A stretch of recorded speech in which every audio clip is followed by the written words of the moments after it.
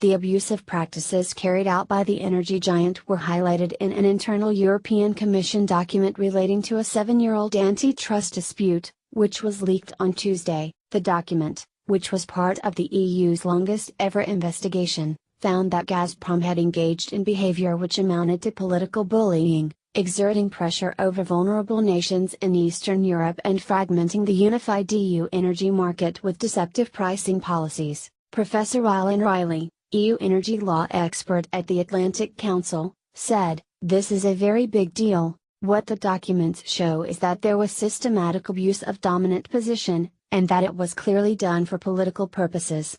Gazprom was splitting the European energy market at every point, and now the Commission is minded to do a deal that treats the East Europeans as if they were not member states at all." Gazprom was found to be fragmenting the EU energy market with deceptive pricing policies. What the documents show is that there was systematic abuse of dominant position, and that it was clearly done for political purposes. Professor Alan Riley, the leak is highly embarrassing for the EU's Competition Directorate, as it implies the Commission gained a full understanding of the abusive techniques employed by the company, and nevertheless turned a blind eye, with large countries such as Germany benefiting. Polish politicians have accused countries such as Germany of wielding a large influence in EU institutions to suppress the findings and reach an amicable agreement with Gazprom in order to maintain their beneficial standing. Jacek Saryusz-Zwolski, a Polish MEP, said, "What we're told is that the Commission wants an amicable settlement and has already decided to do this deal.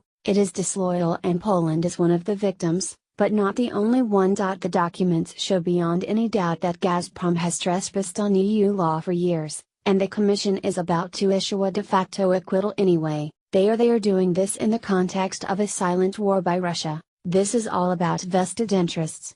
The EU raided Gazprom offices in European cities in 2011, and seized over 150,000 files. The EU raided Gazprom offices in European cities in 2011, and seized over 150,000 files. One document showed that Gazprom hindered sales of gas in Slovakia, Poland, Latvia, Lithuania, Hungary, Estonia, the Czech Republic and Bulgaria. The document commented on this behavior, saying, "The purpose was to segment the internal market along national borders. This meant that Gazprom could impose unfair pricing in Eastern European regions by leveraging its dominant position."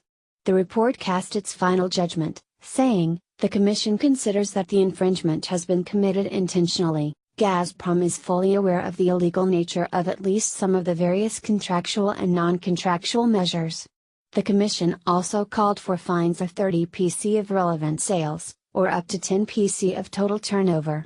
Gazprom charged $350 per 1,000 cubic meters of gas in Poland, compared to $200 in Germany. The illegal behavior appears to be part of a politically motivated move, by obtaining certain unrelated commitments which differ from country to country. Notably, Gazprom was found to be charging $350 per 1,000 cubic meters of gas in Poland, compared with $200 in Germany. This appears to be part of a tactic to punish Poland for refusing to give up control over their section of the Yamal pipeline to the Russians. Germany, however, has been enjoying an advantageous deal with Gazprom, achieving a competitive advantage in terms of gas prices over their Eastern European neighbors. The report also shows that Gazprom employed a variety of techniques to divide EU nations, including re-export bans, restrictions on metering stations, destination clauses, and refusal to change delivery points. EU officials commented on this, saying, "Unfair and politically driven pricing, linked to the Russian Federation's policy in C, is the focal point of Gazprom corporate strategy."